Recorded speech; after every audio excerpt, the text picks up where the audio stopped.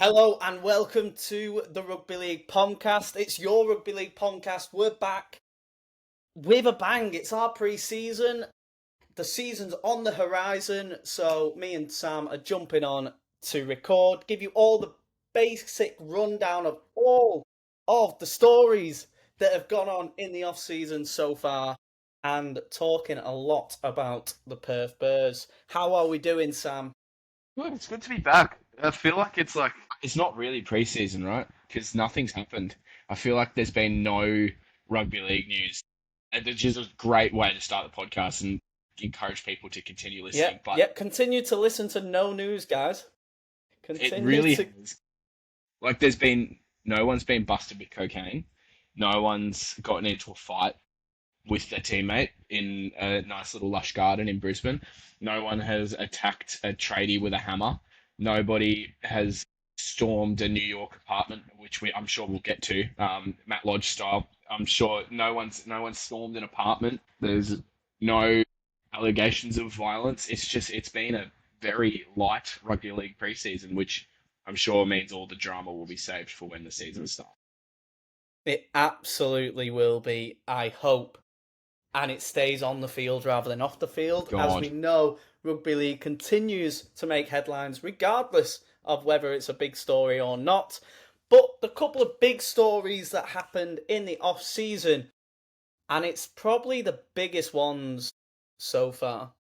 And that is, of course, 360 is no longer going to be a thing for this season. It's delayed till 2028. It's never going to happen, no, is it? no, I don't know. I think this happened like pretty much the week after we did our last episode, Yeah. and they came out. Mike Tyndall, the R360 leader, came out and was like, "It's not ideal."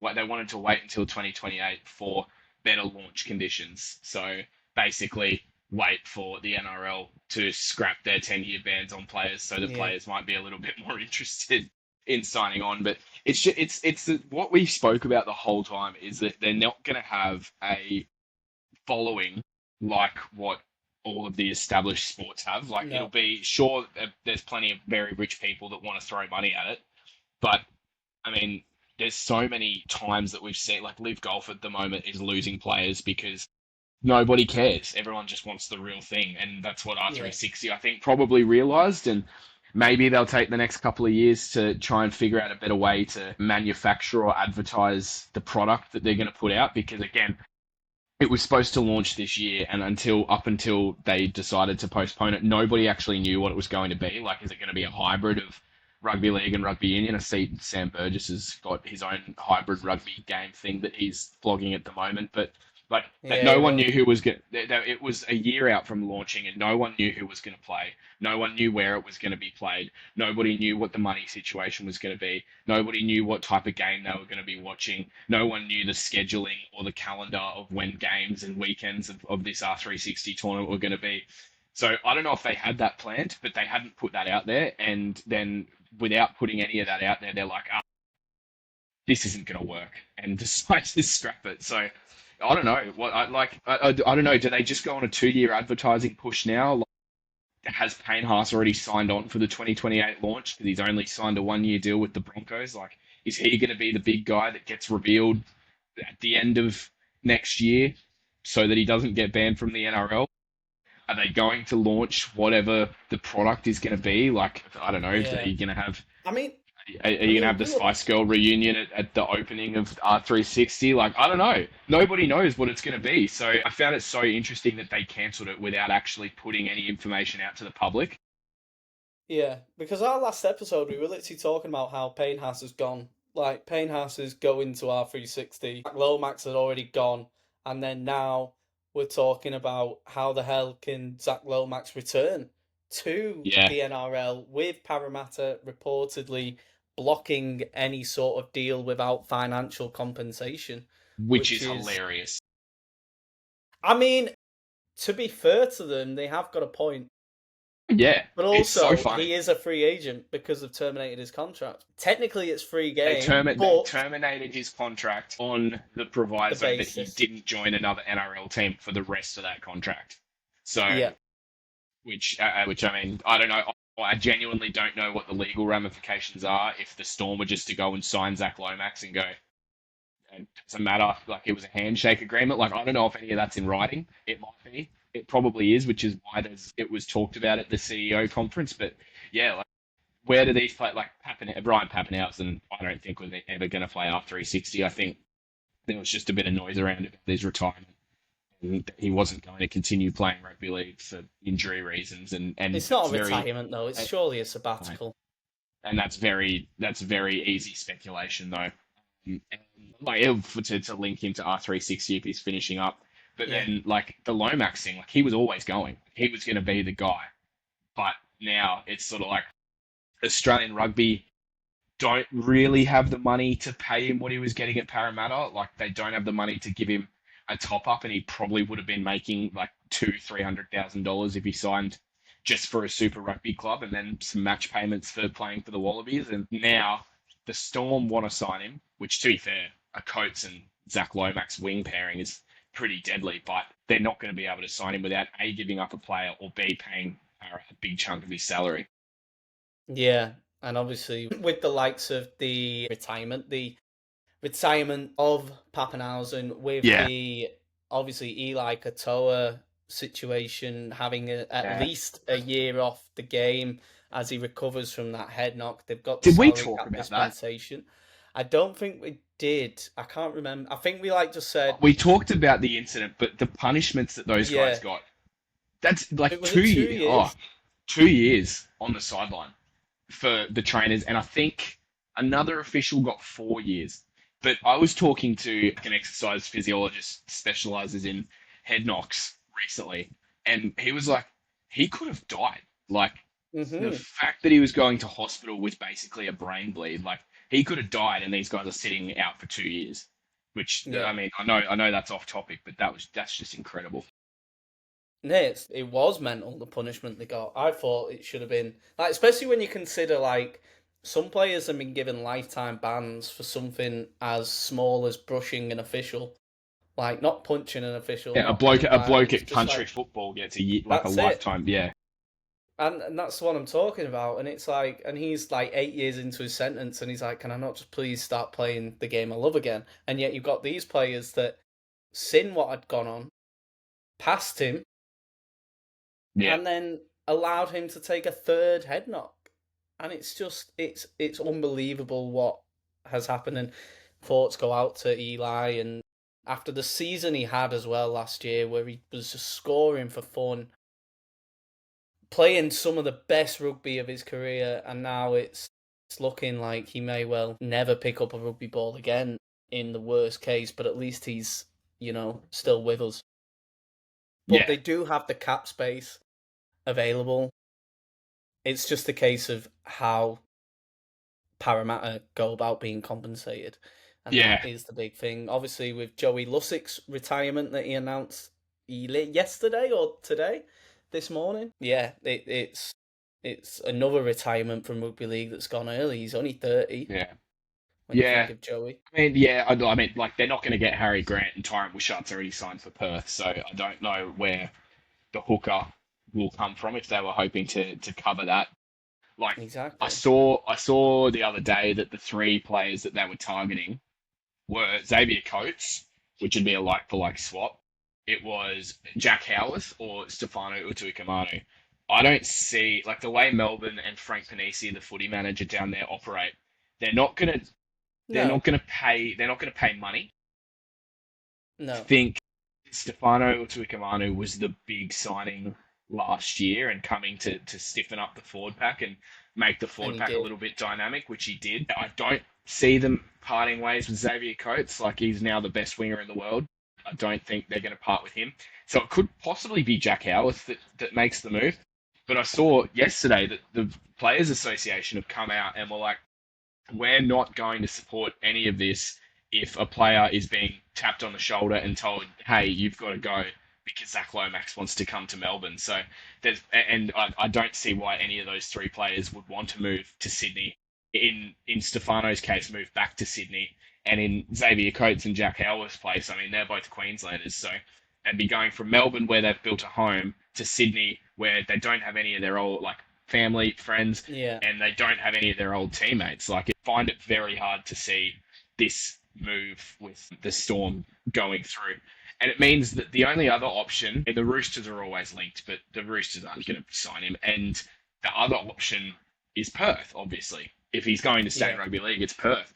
And they're already paying overs for players like Toby Sexton and Tyron Wishart and the like. I don't think it's a recipe for success for them to sign Zach Lomax on a $700,000 a year deal and then probably have to pay another $400,000 or $500,000 to Parramatta every year. Like, that's $1.2 million on a winger, and half of it's not Yeah. even going in his salary. Exactly. And speaking of the Perth Bears, as you've said, they have been on a. When we last recorded a podcast, they hadn't signed anyone. I think they just signed Toby Sexton, maybe, and Harry Newman. They signed when we Harry last Newman, recorded. yeah. Harry Newman and Sexton, but that was it. And now they've got 14 players announced. Yeah, enormous. So, should we go through it? Yeah, I'm scared for them, to be honest. I'll preface it by saying I am You're scared terrified. for them. I am terrified for what's going to happen to the Perth Bears based on players that they've signed so far. And all due respect to those players, you go through. So Nick Meaney is Good signing. in this predicted team list. Good signing, but is in this predicted team list as a fullback. Your wingers are Harry Newman and Sean Russell, Tyron Wishart, Toby Sexton. Harry Isaac Newman Fasumala, won't be. Ali. Harry Newman's a centre. 100%. He's Yeah. never played wing in his life. If they play him if they play him on the wing, they are the most stupid club in the world. Why would you sign one of the most exciting centres in Super League and then stick him on the wing? It's got to be Newman and I'm not even pronouncing Chris Valia. Vela? I don't know. That's a great question. Vela, maybe? But yeah, him, James McDonald, Isaac Fasumala-Ali, Liam Henry, Marley Buningane, Luke Smith, and Josh Curran. I mean, it's not a powerful team. They need some star power there. They have raided the Super League for Newman, Sexton, and James McDonald. You can include Sexton and Isaac Fasumalawi in that with the 12-month Catalan. Even though Toby Sexton signed a 2-year deal at Catalan, despite the fact that everyone knew it was only going to be 12 months. Every single person knew it was only going to be 12 months, but they still announced it as a 2-year deal. Can't blame them, can you really? But that squad, they need a lot more. It's not a great squad on paper at the moment. It's kind of it's like when you get a starter pack on FIFA and you get like a couple of golds. Silver.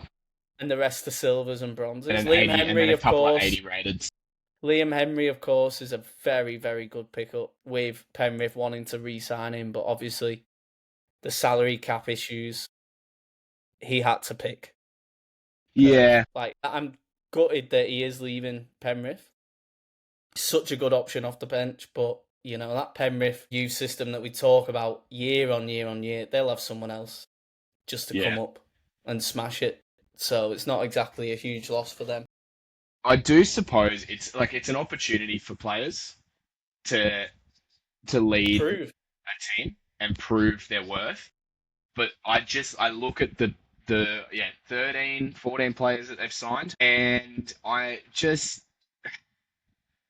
my concern is that none of these players are superstars at their current clubs. Mm-hmm. That's my big worry. Apart from the NRL side, yes. From the NRL side, yes. But I mean, if Harry Newman and James McDonald coming to the NRL to any team other than Perth, they're not going to be in the top 5 or 6 players at any of the current clubs, like even probably at the Titans or the Knights. Yeah. Even those teams have, and this is a very solid list of players, but it's a solid list of players that you recruit to build around a marquee player. And they've missed out on a lot of the marquee players that have been on the market, which is my worry because I don't know, the Dolphins were a different sort of case because they recruited very similarly to what the Bears have recruited. But there was the Wayne Bennett factor there, and Wayne Bennett has done it with new teams a lot. Mal Meninga is their That's their marquee It's a signing is huge Mal difference, Meninga I as the think, coach. to Dolphins But recruitment. Dolphins yeah, went for but the experience. and there's not a lot of experience here either. That's the other That's what I thing. Like mean. That's what I Mal mean. Meninga, Mal It's Meninga going to be is tough. their star signing, right? That's their marquee at the moment. Not a player on the field, but as the coach. Yeah, you're right, though. We do need to remember that Mal Meninga has not coached in the NRL. Like he coached that 8 in a row team, which yes, he was a great Queensland coach for them, but can we be honest and say that anyone could have coached that group of players? Yeah. If you know what I mean. He's No, coached the and I Kangaroos know and been he a coached. CEO Yeah, at a failed Titans. yeah, and he coached Canberra through the Super League period as well. Look, did pretty well. He's got a positive win rate as a coach, but he's not done the NRL week in, week out like what the NRL is now. It's a different beast now with the media coverage and players, and particularly going over to a brand new market and what's going to be demanded of them there. So I'm a little bit worried, to be honest, about the Perth Bears. I'm even more worried about Papua New Guinea because they haven't signed anyone yet. So there's a And couple of, they've got to be a delayed entry, haven't they? well, And it's they're meant to be in for it's 2028, aren't they? 2028. Yeah, 2020. But I reckon it'll be delayed Can't even start. They longer. can't start signing players until the end of this year. Yeah, end of this year they can't start signing players until. But it's going to be a very big push because when you've got a potential R3 kicking back off in 2028, when you've That got won't happen. a Rugby World Cup as well, which I know that Rugby Australia will probably be looking at targeting some players to bring back over. And then you've also got Perth who still need to sign players, and a lot of clubs that are going to be signing players back on just so that they're safe and on their books. It's going to make it very hard for this expansion. We dropped out there. Oh, we What I yeah. just said, You cut what I off. just said was the greatest thing we've ever said on the podcast. Yeah, we've just lost it, ladies and gents. Damn it! Oh, that was possibly the worst time, and you were mid great point, and I was just like, where's he going with this now? But with PNG, and them coming into 28-28, surely the board are already putting the feeler out to certain players They'd be talking to managers and that sort of and thing. I managers. think That's the what I like mean. I think the NRL needs to give them a bigger runway. Like they should be able to sign players now. And Perth should also have got more salary cap dispensation. Yeah, but well, yeah, At it's least not fair. It's 10%. not fair that PNG get tax-free money to throw at players. Exactly. Yeah, But that would always be the same with every NRL club. But with Perth, it's not like it's Queensland is if you're from New South Wales and you fly into Queensland, it's not too far. You know what I even mean? Papua New Like Guinea's closer than Perth. exactly. So if you're flying to Perth 5.5 hours to go see family and friends, that's a big sacrifice to me. Yeah, And if your family don't want to move over with you, what are you gonna you're gonna take unders and stay in Sydney or Brisbane. we still You're don't know not where they're gonna going to be living either. exactly, and you're not gonna Resort in Papua New Guinea are they going to be choosing for these players to live in and their families for like 8 months of the year? yeah, but I think it's worse for Perth. I think Papua New Guinea they can sell that as look, it's 2 years, you're getting tax-free money, come over, it's 6 months in a 5-star hotel, 6 months not in a 5-star hotel. They can kind of sell it, whereas with Perth, it's like you're coming over for 3 years on overs because we're having to pay it, which will affect the squad's standard because you can only pay overs so far if you don't have extra cap. Yeah, I just and think, moving to a part of the country where rugby league's not a big thing, which could be an yeah, attraction for exactly, that's some what I mean. players. Be an attraction for some players, but also for others, they go, well, is this a demotion from where I am right now? Yeah, to be fair, I think there's enough expats, there's enough like New South Wales and Queensland origin people, as in people who originate from the in Perth, that it would get a big following enough for one team. I just Mm, think it's not that side to worry about. It's they need to win, and if they're paying overs for certain players, their best bet to do it is to cherry pick from the Super League because they know that they won't be paying as much in overs. And the yeah, attraction is come live in Australia and play in the NRL. So they'll be able to pull the good players from Super League. It'll be a lot harder for them to pull great players from the NRL. Yeah, it's Like, going to the hurt only the ones Super they League. could go for is, like, Kalen Ponga, maybe, who Yeah, originally was born in Perth and got a couple of family members in Perth. yeah, That would that's an be your attraction. that would be your option for your marquee player. But again, he's out of contract, what, year after next this season? Yeah. So they'd be a 2028 signing. So yeah, and you look at the options that are around. So they haven't signed a hooker yet, unless you go Tyron Wishart. But the hookers that are off Do you contract, want me to throw a name out there that I reckon they may sign? I reckon they're going to go for Cade Ellis in the Super League from Wigan to be a go worse. 13/9. Just You could go because worse. Wigan have announced a 5-year deal for Ollie Partington, Mm, who from Catalan, and swapped in with Leeming, now who's a hooker, and they've got another young lad coming through at hooker. I just think there may well be a thing that maybe Cade Ellis is done after this year and coming back mm, to. I know he's contracted till 2028 or 2029 at Wigan, but maybe that might be a signing that they go for, a 13/9 yeah, that can play that position, just as like a stopgap or at least an interchange 9 that they could use, or a 13, someone with a bit of size as well and experience in the NRL and Super League. That's yeah. one name that I'm gonna throw out there. Whether it's gonna happen, I have no clue. But just with everything that's gone on, I just wonder if something Yeah. is in the pipeline with him. So I look at the teams that have been the team that and the players that have been picked so far. I think they need a fullback. Like your fullback Yeah, isn't Nick Meaney. He's Nick a Meaney would be a centre. good centre for them. He'd be a Yeah, great centre for them. exactly. Be a great centre. Newman Players that and are off Meaney. contract. Players that are off contract at the end of next year in the fullback position. That look, Jareem Buller, Scott Drinkwater, And he's never going to play against Manly, is he? and I know he's been mentioned, but that's gone very quiet as well. Jareem Buller wouldn't be a bad shout, but again, he's a kid that's already moved from Queensland down to play for the Tigers, and I mean, there's been some rumblings and reports around that he's not particularly happy at the Tigers. Do they throw money at him to go over there and be the fullback? But I don't know. It's just not a world where I can see any of those players going to Perth, if you know what I Yeah, mean.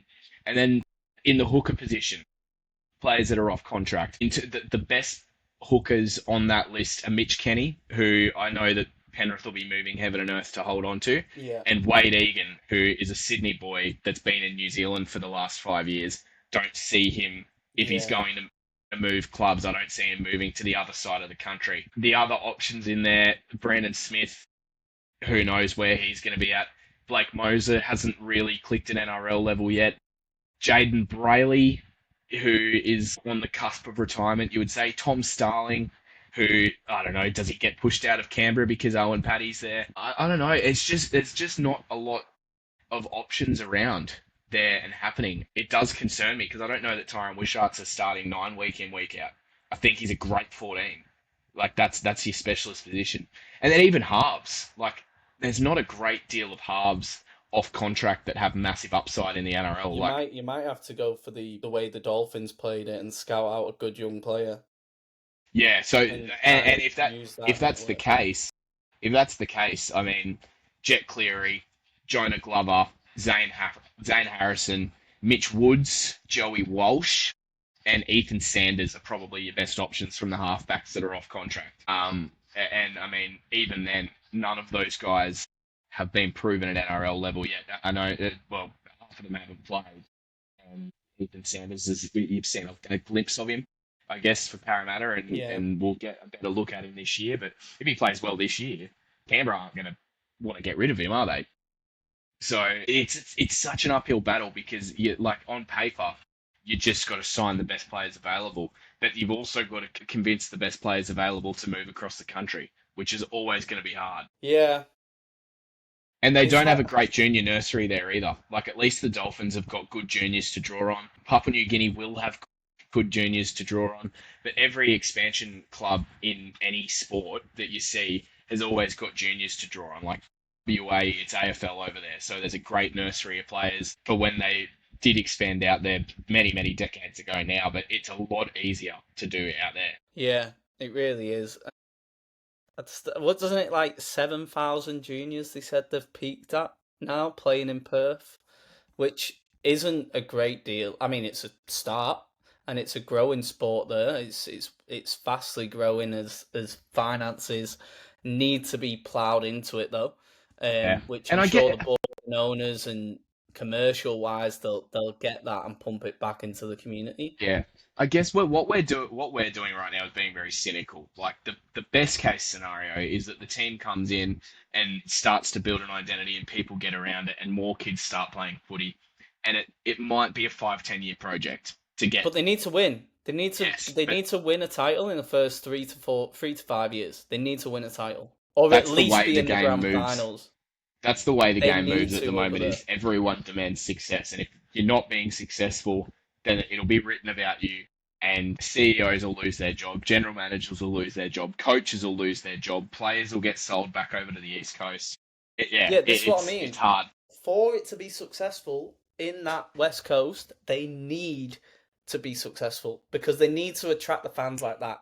Yeah, the first year or second year, the die-hard rugby league fans will just want to see rugby league, so they'll go regardless. The difference is after that second year, if they're still languishing in 14th or below, or not even challenging for the playoffs, that's where fans will just go, "What's the point of me giving them the money?" I think the first couple of years you can give them a grace period, but it's about improvement. Like after that first couple of years, you want to see improvement. You want to see players come there. But again, it's a catch-22 because players aren't going to want to come there if it's not successful, unless it's for massive, massive money. Exactly. It's kind of like the Titans are in now. Like, who will go to the Gold Coast Titans if it's not for money? Like, and that's really a failed expansion club, the Gold Coast Titans, because it's Yeah. consistently failed. You do not want the Perth Bears to fall into the Gold Coast Titans. You want them to be their own club and to not follow that pattern. They need to be successful, and the NRL need to see that. And I need to give them a dispensation if it's not working out, because if they see them numbers fall Yeah. in any sort of way, whether that's junior level, whether that's, in terms of sponsorship money, in terms of fans turning up at the gates, they need to get on the front foot with this Perth franchise. It's such a challenge because the issue with that is that the established NRL clubs are so smart, and they see that as an opportunity. They see the expansion as an opportunity to fill their own coffers. Like this is what the big blow up was when they were talking about Perth potentially getting a bigger salary cap, and when they were talking originally about Papua New Guinea getting tax free money, basically, which was funded by the federal government. All the other clubs were sort of like, hey, we're still here too, and we need to sign the licensing agreement for these clubs. And it became a big point of tension. And if there continues to be handouts for Perth and Papua New Guinea, I know it's not, unfortunately, rugby league is not a communist sport anymore. It's not a socialist sport. Those other clubs well, it is a socialist sport. Those other clubs will see, hey, they're getting money and we should get the same. It's. Yeah. Which, I don't think it can survive unless they're successful very early on. Yeah. That is me being, I think, realistic, and that's also Tell you what, me the four speaking. teams going to Vegas this year aren't going to help. Well, yeah, true, but I just think they've got too many things going against them. Whereas, like, Sydney-based clubs can just say, "Oh, you're living in Sydney." Brisbane-based and even Townsville, for example, goes, "Oh, you got the Great Barrier Reef on your doorstep." Yeah, and at least the Cowboys have got that. Cowboys have got that history too. They've got the history as well of winning a grand final and having one of the greatest players of all time play there, and they've got good players there at Townsville. Just look, I'm sure we'll get in the next couple of weeks to looking at the teams and the team lists and what coaches are under pressure. Like it hasn't clicked at the Cowboys for a couple of years, even though they've got all the tools. But they've got all the tools. Perth don't have all the tools at the moment. Papua New Guinea have got nothing basically, except for they haven't even got a compound. Except for all for a lot of money that they're about to start throwing at walls to see what sticks. So it's Yeah, going to be an interesting couple of years, and I mean, it gives us something to talk about on the podcast every week. it absolutely does. But one player they did miss out on, and a lot of clubs missed out on, is Kalawa Matangi. Yeah, He has signed for the Dragons. It was all said that the Dragons can't attract big players. He's probably one of the biggest around at the moment, with him signing until 2031, a 5-year contract from when it is activated. What would this mean for like the Dragons? Is that the boost they need to go out and attract a couple other big stars? yes, I think it is. I mean, you and I have sat on this podcast for the last 2 or 3 years and just lamented that the Oh, Dragons couldn't the Dragons couldn't attract big players, big names. And then last year they signed Valentine Holmes, they signed Gutherson, and they signed Cook, all players that are getting into their 30s, right? But Valentine Holmes is a different story. Clint Gutherson, Damien Cook, their best years are behind them. They're good. They're good players. So they signed well. Then the Dragons, it didn't click for them last year, because I'm still getting used to doing that. It yeah, didn't click for same. them last year because those guys are playing behind a forward pack that just could not match it with the Melbourne Storm, could not match it with the Broncos, could not match it anywhere other than in really wet, sodden conditions where any team that could move any all around couldn't get around the Dragons and their big bodied forward pack and outside backs. Like that was the only conditions that the Dragons were ever going to beat good teams last year, was if it was wet and you couldn't move the ball around. All of a sudden you throw Keon Kalamatangi in there. He can play edge, but he's been so good in the middle since he's moved there permanently for South Sydney, Yeah, playing lock or front row. He's got footwork. He defends well. He makes a lot of got a tackles. great passing He's game. he moves so well for a big man, and there's also his playmaking ability on the other side of the ball. The Dragons' big issue has been that they just got rolled through because Hmm. all of their players, like even before they signed Damien Cook and Gutherson and Valentine Holmes, every single player looked the same. They were all big-bodied wingers, centers, forwards. It was so hard to the way that the ruck is at the moment when it's so quick. They just got rolled through. But all of a sudden, you get Keon Kalamatangi there, and it shows that A, there is an upside to the Dragons, and B, like you mentioned, I mean, I know he's going there on $1 million, and it's a lot of money to play forward and a lot of pressure, and million dollar He is getting forwards, paid overs. $1 million forwards outside of Payne Haas haven't worked at any club.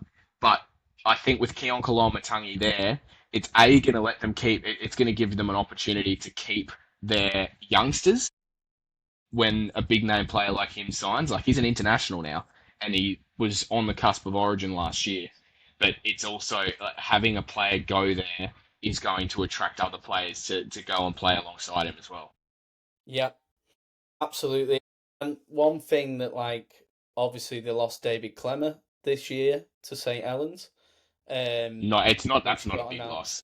It's not a big loss, but he was actually last season as bad as he was whenever I watched him play live. He was also one of the bigger forwards and a big Problem body. is they're all the same. Like they're all so Yeah, big, and when that's what it's I mean. dry and the ruck was quick, they He just has got no rolled. mobility. Yeah, Whereas that's what I mean. They lost Clemmer this year, but then they're replacing him with such an agile big body that it's going to completely transform the game this isn't at going to be the 13. first. This isn't going to be the And first player that they've got like leaves. the Couchman brothers. The Couchman boys, Dylan Egan, who's a good young If they can player. get them to re-sign, Yep, like that's a it's big huge upside. deal.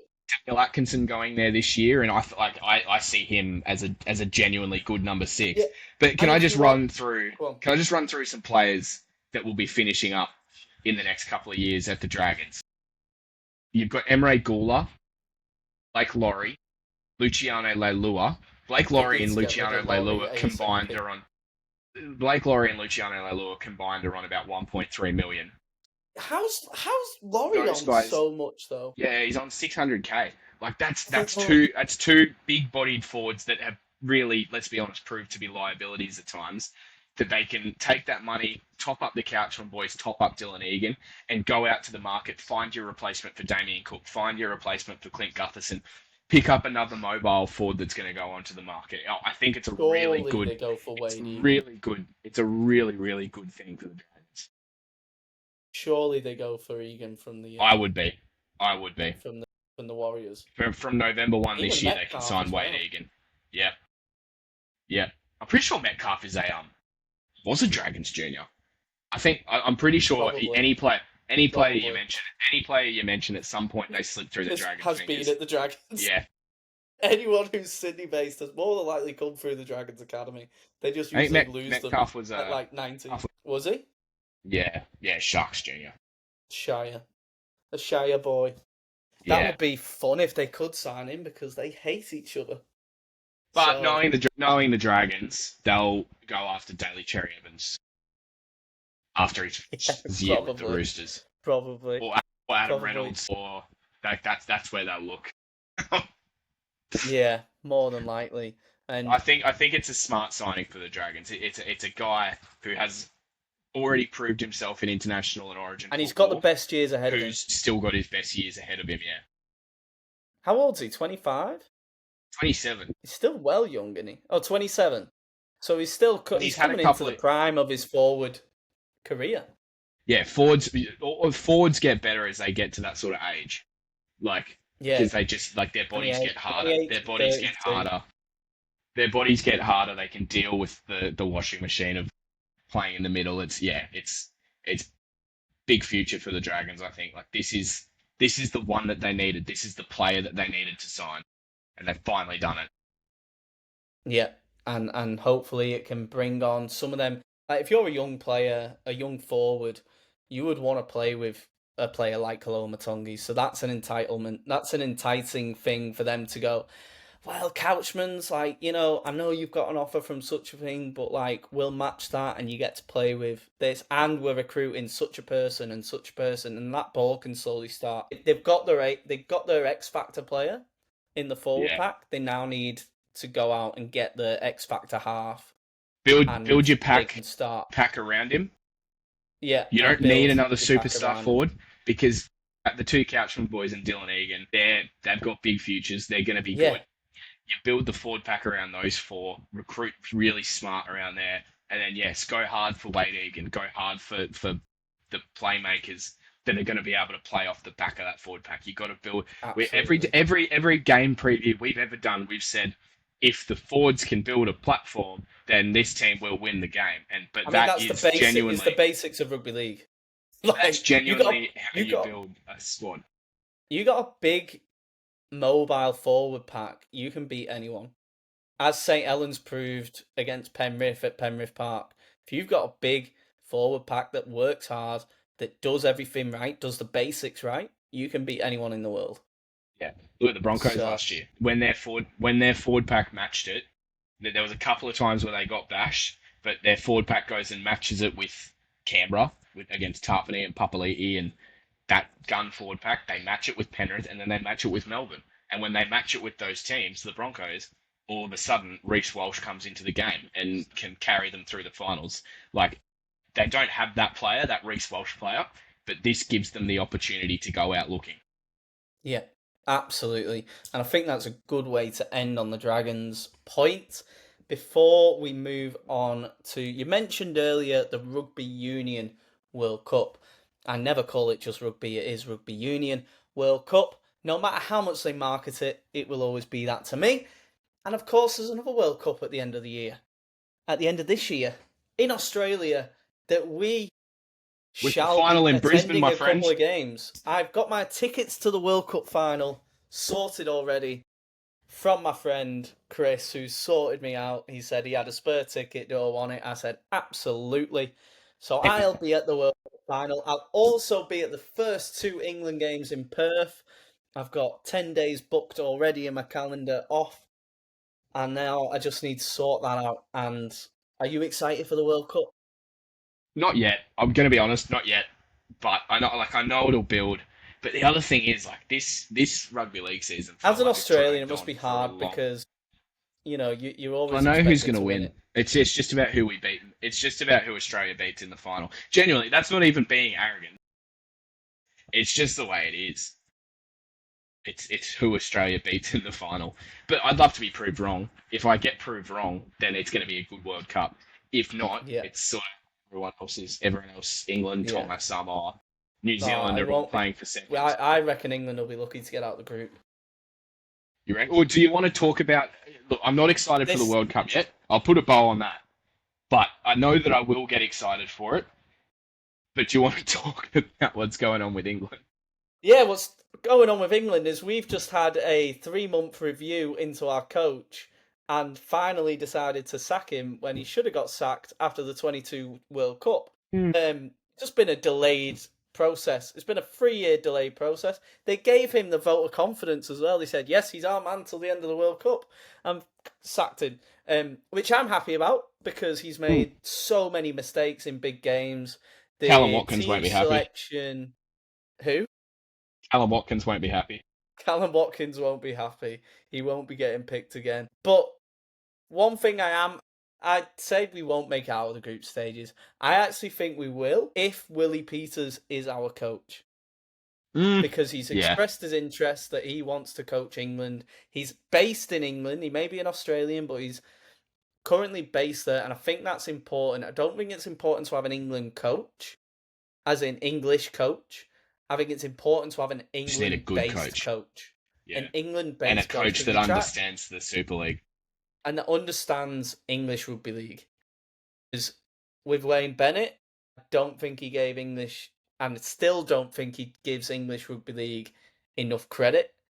And he wasn't, even though he led us to that World Cup final, and we were an ankle tap away from winning the World Cup final. He made vital mistakes with the Great Britain tour.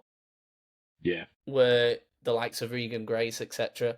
But I do think it's important that we have an England-based coach or someone that at least understands and respects the English league. Someone like Holbrook, for example, I'd love. Willie Peters, I'd love. Brad Arthur, I wouldn't mind as well. Or like even Christian Wolf, but he'd never leave Tonga, for example.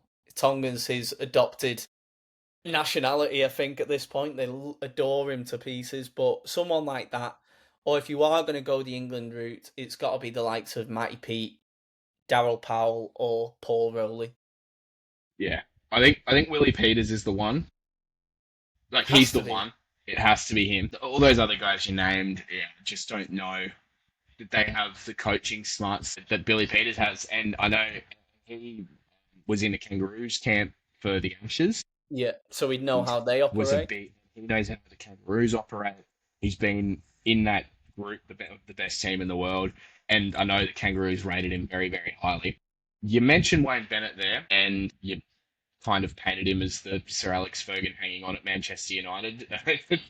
Wayne Bennett is that for England Rugby League. He has floated, and I want to ask you about this. Sam Burgess is head coach with James Graham with James Graham. Shut the fuck up. As soon as I heard that first name, he's proven at Warrington he is an awful coach. He has proven at Warrington. I don't know why his name gets mentioned. Maybe he's an awful club coach. Maybe he's an awful club coach that can coach. Don't give me that at international level, because it's different. We know it's different. It may well be different. I don't want him anywhere near the England setup. I don't want him near the stands, near the punditry box. I don't want him anywhere near anything like that, because that means, well, yeah. I just want someone that will respect. If an Australian really wants to play for England, like Billy Smith, who's better than the centre options we've got, pick him. If someone like Blake Brayley wants to put his hand up again, someone like Ethan Strange approaches England and says, yeah, pick me, and he goes, nope. Like, I want a coach that will respect the wishes of Australian heritage English players and someone that respects Super League. We can have both, but Sam Burgess is not the man to be anywhere near that England setup. So Wayne Bennett, shut up, you fossil. The Sir Alex Ferguson analogy lives on. And Souths fans will be breathing a massive sigh of relief because they can still get Sam Burgess after Sir Alex Ferguson retires. They probably will get him. Mate, I can't believe you compared him to Sir Alex. Well, no, sorry, I've loved reading the and I'm sure you will have strong Yeah, the thoughts. pundits. The people talking about Sir Alex Ferguson Yeah, and since left United, someone referred to him as like a mob boss that just won't yeah. leave United alone. And it kind of feels like that with Wayne Bennett at English Rugby League. How have you enjoyed Manchester United's season so far? I feel like if you gave them, I feel like if you Mate, gave them fifth at the start of the we're season, if back. you gave We're them back. fifth in the Premier League, but why do they keep losing to fucking like Woking? Was it Woking? I don't know, but It like, was Grimsby Town, but that was because we yeah, had a that's even coach who worse. didn't have a clue what he was doing and was playing five at the back against Grimsby Town, Yeah, who's an absolute numpty. We've now got a and coach then that said, knows I the club. didn't come to be a manager. I came to be No, a no, I didn't come to coach. be a coach. No, I didn't come to I be a came to coach. be I I came to came to be be a a manager. manager. Yeah, so Well, and good. then they go beat City with Carrick. So I was literally up watching that game. I was on FaceTime to my dad before the game going, I've been up since 5 a.m. I don't really want to stay up and watch this because we'll probably get beat.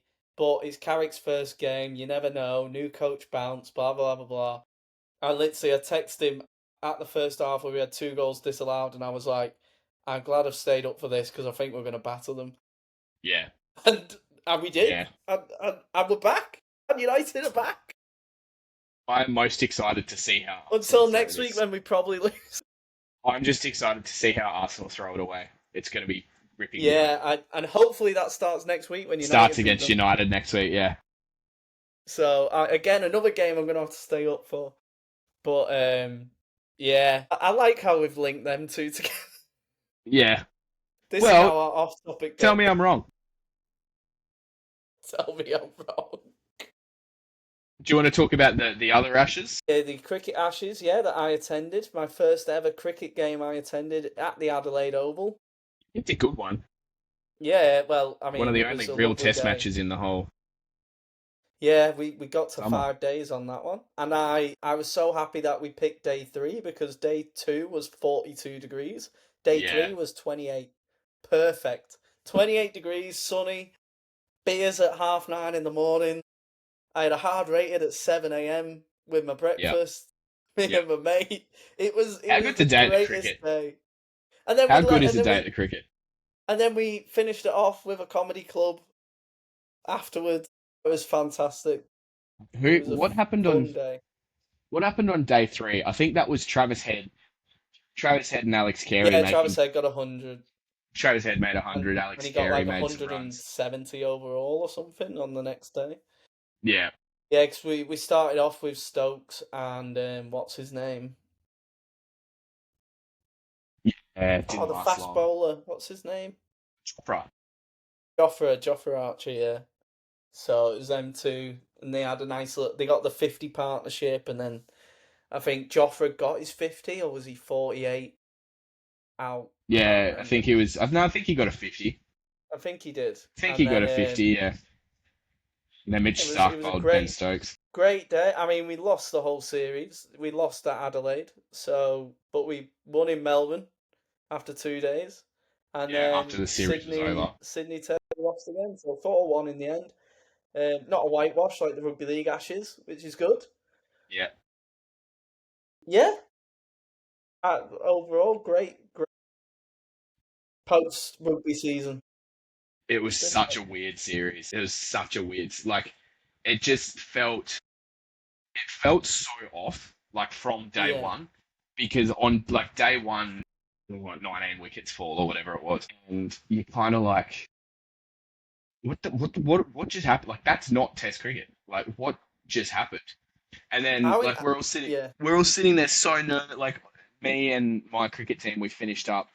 Um, like it was raining, so we got to watch the game, and it's like we're sitting there at the clubhouse, and it's like this really feels like a day where England just bat all day and bat Australia out of the game, and all of a sudden it's 1-0 England, and then just the collapse to end all collapse. I think they lost 3 wickets in like 4 balls, Yeah.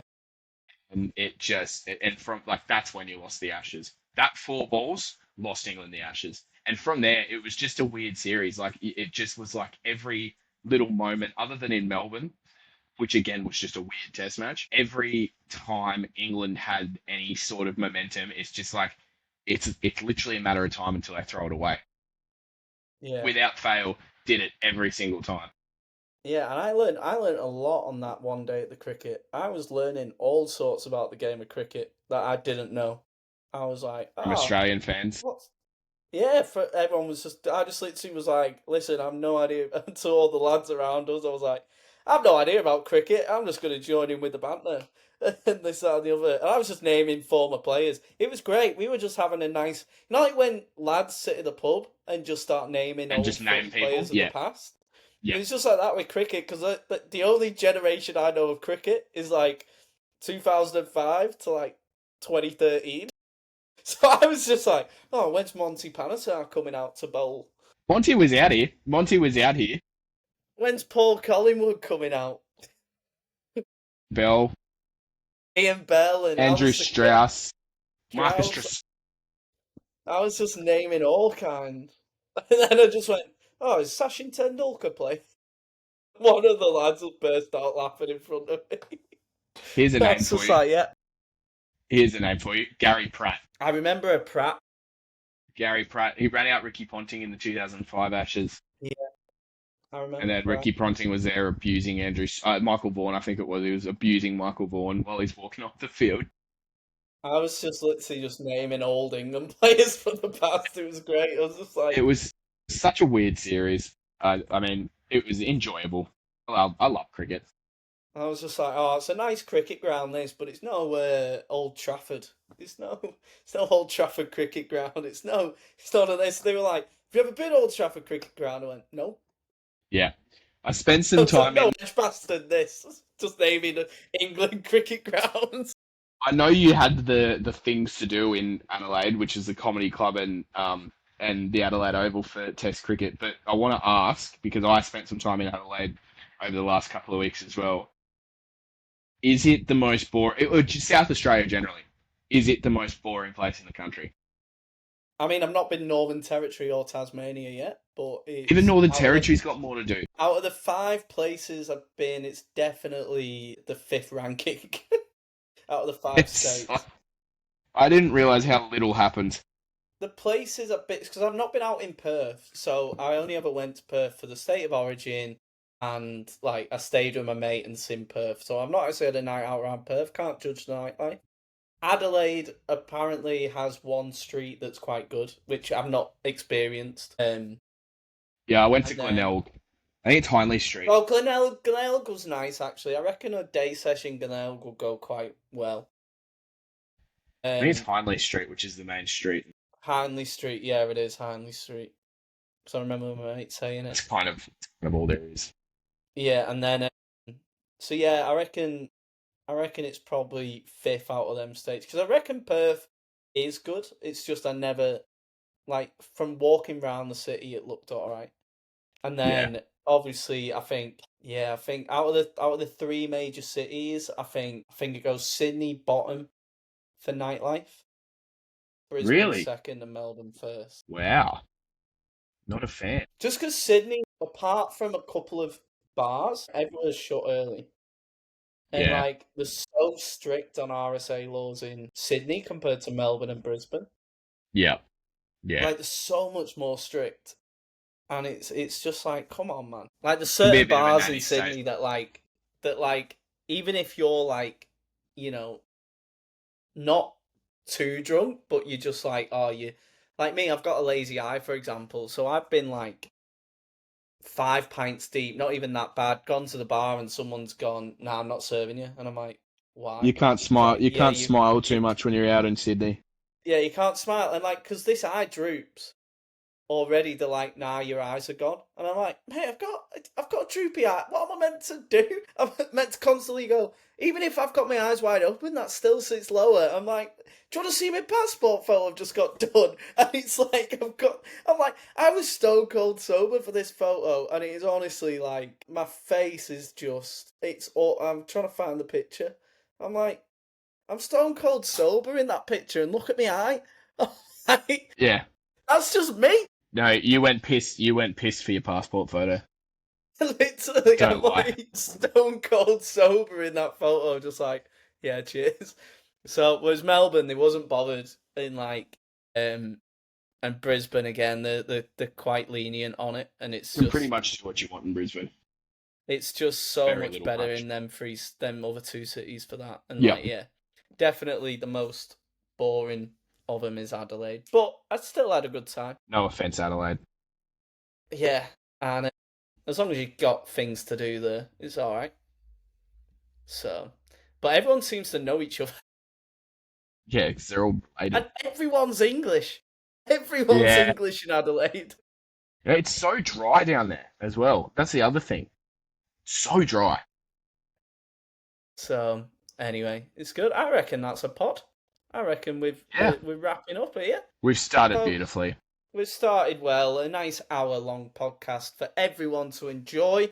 If you have enjoyed it, remember to like, subscribe, leave a comment, leave a review, all that business. If you What haven't teams should we enjoyed it, do don't for the bother. next one? What teams We should we are do for the next one? ones. We are gonna do 4 teams for the next one. Each week we're gonna go and review the rosters, kind of like what we've done today with the Dragons and the Perth Bears, just easing into the season. So, what should we do? Why don't we Should we do just do the the bottom Premiers? 4 from last year? Why don't we do the Premiers, Okay, the Broncos? let me make a We'll note do the of this, 'cause Knights. I'm going to forget this. Teams. We're going to do... What you are experiencing right now, ladies and gentlemen, is an This is offer an meeting on-air production meeting. on Earth. We are doing the Broncos, the Knights, The Cowboys the Cowboys, and the Roosters. and the Roosters. Yeah, we'll leave a gap for the Dragons for later episodes because we currently just bash the hell out of them. Yeah, So they won't do anything we'll this year. give them Don't a have to couple of worry about weeks it. off. We'll preview them for next year. So we've got the Broncos, the Knights, the Cowboys, the Roosters coming up next week. It has been an absolute pleasure, Sam. Good to be back. Good to be back, and we are back like easing Gary into the Glitter. NRL season that is back in the next 6 weeks. How good is that to say? Very good. Don't use AI for anything naughty while we're away. No, this has been the Rugby League Pom-Cast. I've been Johnny, he's been Sam, and it's goodbye for now. Peace.